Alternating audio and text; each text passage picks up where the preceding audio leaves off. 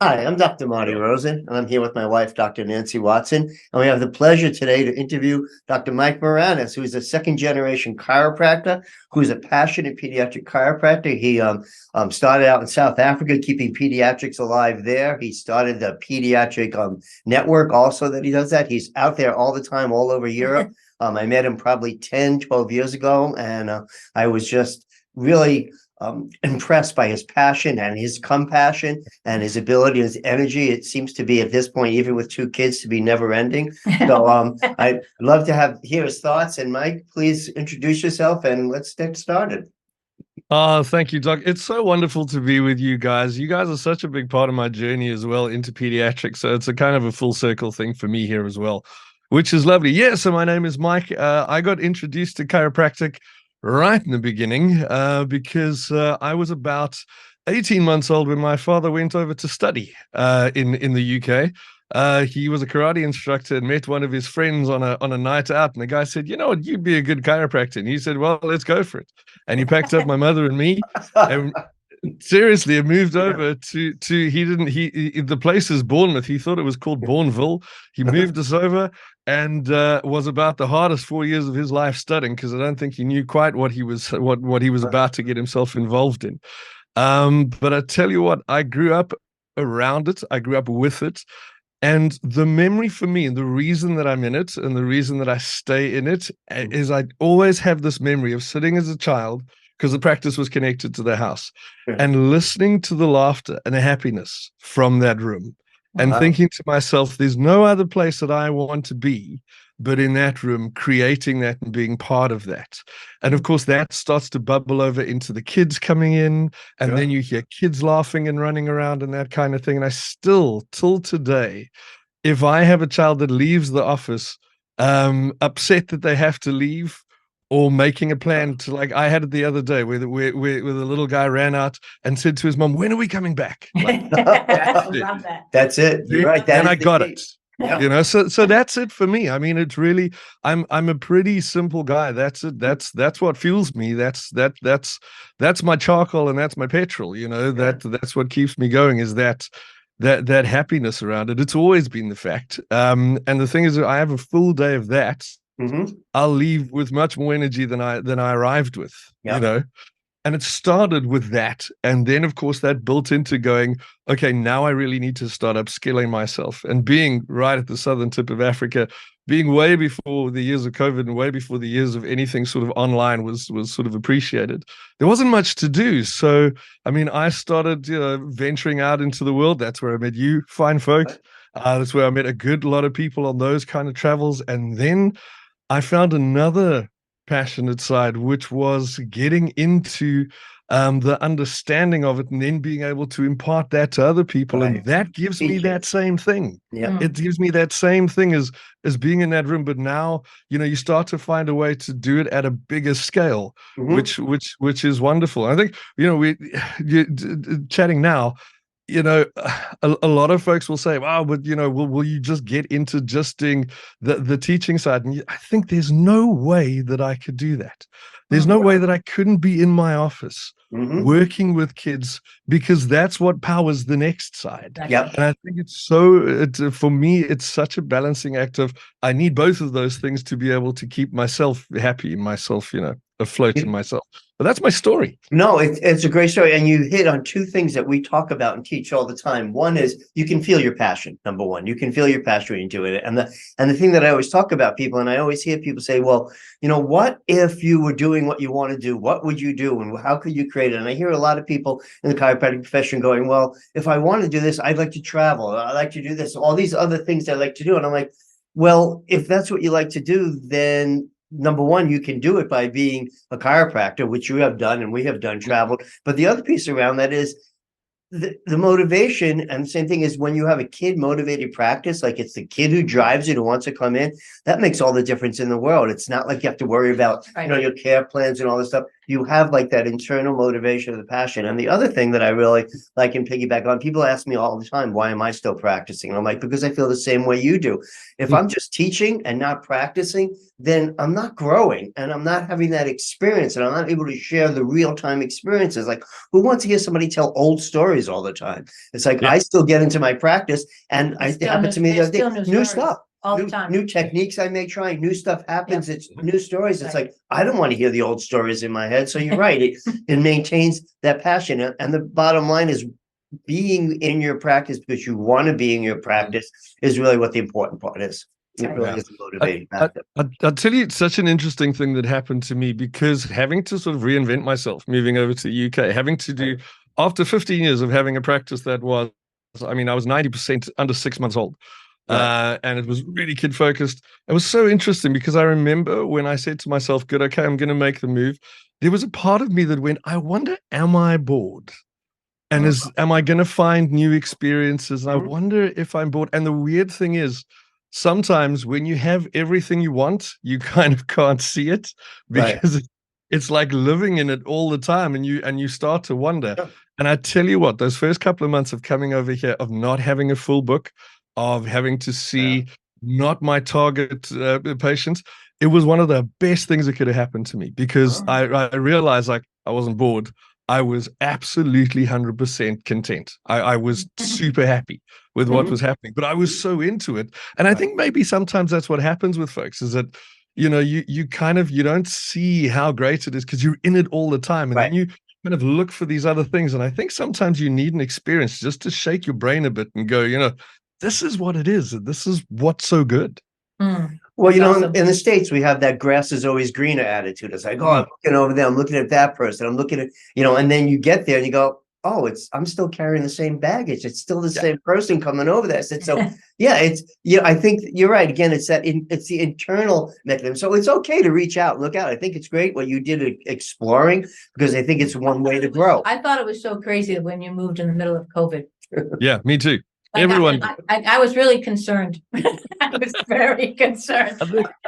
I think there's such a wonderful adage that says like you especially with immigration, like you don't do it because you think it's easy. You do it because you have no idea how hard it is. And I think, you know, because we had that on us as well. Yeah, even the practice I moved into, Steve Williams, he looks at me from time to time and he goes, "You're crazy. I still don't understand why you did this." And, you know, there's a big part of me that's like, I kind of just adhere to the big plan and the big plan kind of said, do it. So the details will fall into place. And they did. And they did. So, yeah. Yeah. It's life has a way of doing that. And I think the drive is, you know, there's two drives there. There's your drive for compassion, or your passion, I said, and the other drive is to basically do experience new things. Like it's not, I don't know if it's about being bored as much as, you know, when you're in that middle of contentment, you're in the place, because I've done that over the years. I haven't moved my practice, but I've changed my practice. You know, I've changed the clientele, you know, maybe doing sports injuries, TMJ, you know, and ending up in pediatrics. And the reason I changed it is because it was things that I wanted to grow. It was things that I wanted to see. It was things that I wanted to experience. And yeah, and you're with Steve Williams, so he's great. We're going to be talking to Steve as soon as he gets back to us on the calendar as well. You know, another great pediatric chiropractor who's been doing it for probably as long as I have. You know, Steve is the same age as I am, and he still has that passion, and he's out there doing it. And yeah, so what I like to talk to the people who are learning from us and teaching from us, said that if you keep yourself fresh in different ways, you know, there's ways to keep yourself fresh in the practice, like you did and like I did. And sometimes it's learning new techniques. You know, something's changing a demographic. You know, back in the day at Life University, Sid Williams used to say things, change your poster. You know, if you don't have a beard, grow a beard. You know, you have a beard, shave your beard, you know, just like change your hours a little bit, you know, change things around. And that, because the human condition is like that. We do, like you said, get in that comfort zone and then wonder if there's something else. You know? But I think that's where this kind of learning is so important. I mean, I remember I think it was in Hamburg where I was sitting with you guys, and I remember going through one piece in particular. I don't remember the content, but I remember the feeling. And I remember going, I've never looked at it this way. This is what I do, but this lens that you're giving is just it's amazing, because it's now, and because I got your input with it. Right. All of a sudden, I had 3 other things that went clunk, clunk, clunk. And I was like, oh, hang on. Right. Okay, and then from that, and I think which is so important in being part of these like community teaching things, is then because that was obviously live, go out at tea break and go, what do you think about this? What do you think about? And then all of a sudden, other people are bringing me things, and I'm like, whoa, this whole idea is all of a sudden just really getting to grips. And I remember going like, I cannot wait to get back because I need to Right. Yes. Yes. now test this Yes. as a theory to see if this works for me, because in my head it's great, but I may apply it to a child and realize, well, that's nonsense. But true. that's fine because I'm going through this process all the time. That's the art of practicing. So thinking about techniques, is there a particular favorite technique or something like that you'd like to share that you have found that you've kind of traveled with or that has stayed with you? Or maybe even a approach. Yeah. Yeah. I've got, where's my chip? There we are. Oh, that's your baby. I love that. You just pull them out of nowhere. Look at that. I know. I love that. That looked weird. You've just blown every magician's trick in the universe now. So, as if by just there it was. Yeah. So there's a technique that I tend to use in practice. The first technique I generally use, which I've termed the autonomic hold. I love it. And one of the most impactful things about this technique for me is I feel that, as much as we're always talking about a parent coming in and we're kind of, sizing up what's the story with the history, what's the story with this person, what kind of personality are they, if we've gotten into that side of things. But we forget that they're sizing us up very, very quickly to go, is this person part of my tribe? Is this someone that I want to have involved with my children? And one thing that I learned from my father is if you can do something within the first 5 minutes that they can't do, all of a sudden they're like, oh, hang on a second. Something's up here. I've been trying to do this. So one of the things I do the first is this autonomic hold. I really, really love it. Because what it does is I just start off with a baby right in close to me like this. And I've got a little grip just underneath the occiput. And all I'm doing is a little bit of traction. So I'm just creating a little bit of attraction around that parasympathetic jugular foramen and that whole sort of occipital distraction. And on the bottom, I've got my hold on S2 as well. So I'm creating that little bit of distraction across here. Now, at the same time, because I've got my little fingers down here and I've got my fingers up here onto the thoracics, what I'm doing is a little bit of distraction on the thoracics, because generally I see refluxy, colicky babies and they go into that big sand. Right, the extensions, yeah. So what works nicely for me is this hold, that hold onto the S2. I'm doing a bit of a light distraction and I'm doing a bit of a compression at the same time. And here I'm doing a little bit of an open. And that all turns into this little wobble, this little relaxation wobble like that. Yeah. And what happens is, which is lovely, I call it the left arm test because I have them here. And if I can get that left arm to drop down completely and the head moves off to the side and they just go, oh. Then you get the kids that were the dyschesic, really pushy, colicky kids, the refluxy kids that are like this. That technique within the first couple of minutes, and the best thing about it is not making a fuss about it. I'm just talking. I'm just talking and I'm moving and I can feel where the dural tension is, just releasing, holding that position. But the magic for me is creating a little bit of that separation in there. And as I'm talking and working, you just see this baby sort of bobble off. Awesome. And it's amazing because that's the moment where the parent goes, okay, I'm in. That's fine. Whatever you want to do from there. That's So great. is this during like your first visit, during the initial exam visit? Yeah. So it looks a little bit from your father's karate heel. It's a little bit like a sleeper hold. Exactly. It's like a baby sleeper hold. Karate body juggling. Exactly right. It's exactly right. That's awesome. That's great. And it's really cool. It's a lovely one because then they'll bring and the mark of that is then like next time Granny will come and they'll go, just wait till they do the thing. Just you have to see the thing. And I think it's such a powerful thing. And the nice thing about doing it initially is it just gets them into this parasympathetic rest digest state, this bring the nervous system right the way down state. So that now anything I want to do from there on, if I want to start doing a bit of cranial stuff or I want to start doing a little sacral stuff, it's easy because now I'm in. It's more Yeah. accepting, right? And But probably the parents, the next thing they're asking is when you can come home with them to put the child to sleep at night, right? That's the next Yeah. thing.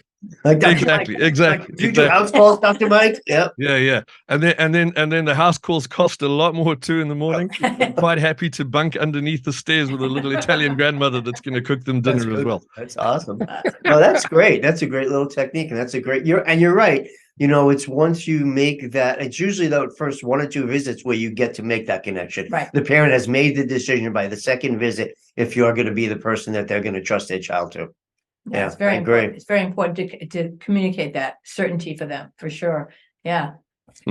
That's awesome, Mike. So one more thing, maybe to kind of wrap things up a little bit. Can you share maybe a memorable moment from your career that kind of stayed with you? Something that, when times do get a little dark, like what is that moment or the thing that pulls you back out and kind of brings the light back into you? Do you have anything particularly like that happens or has happened for you? Yeah, I've got one. I've got one in particular that always stays with me. And it was this quiet little girl that I took forever to try and get any sort of reaction or response or anything. A very ASD little kid, very much not connected, very much, very skittish, very like you felt like you were working on the crust of the person, if that makes sense. Yeah, I You understand. never kind of got to the gooey center of anything. And you could see they're just working at it and working at it. And I had a toy box and I would, we would go to the toys and she'd kind of look at them and put them down and look at them and put them down. And, you kind of think, oh, whatever, she's not really connecting. And then one day I came in and I walked through and the mom was standing in the hallway waiting before I got to the child. And she was like, I've just got to prep you for what's about to happen. I was like, okay. She's like, she's brought her bunny. And I was like, okay. She's like, you don't understand. The bunny never leaves the house. She's gripping onto it like this, but she's going to bring it to show you. Wow. You're going to, and she's like, she's almost like I'm getting a little choked up here. She's like, she's just got the thing of like, this is like, you've got to hit the gravity of this because if you miss this, it's going to miss everything, man. And it was the most amazing 20 minutes because she came in, Bunny went down, chose which bunny got to sit with this and that and there for it. And then Bunny never came back again. But that was that moment of that the door where open. you've gone way past what you were going to do. And I think, working towards getting a moment like that, I'm always just like, man, that's it. It's like a hole in one at golf. If I was any good at golf, that's what it would be. I could have a terrible other 17 holes, but that one. And come back for, and that's such a moment for me. It's such a powerful thing. It always sticks with me. Yeah, that's great. Yeah, you're right. Those kind of moments when you break through and everything just shifts. Yeah, it changes the world. It does. That's cool. That's very good. Thank you. Yeah, I know those kind of moments definitely choke you up and get you back in there. Yeah.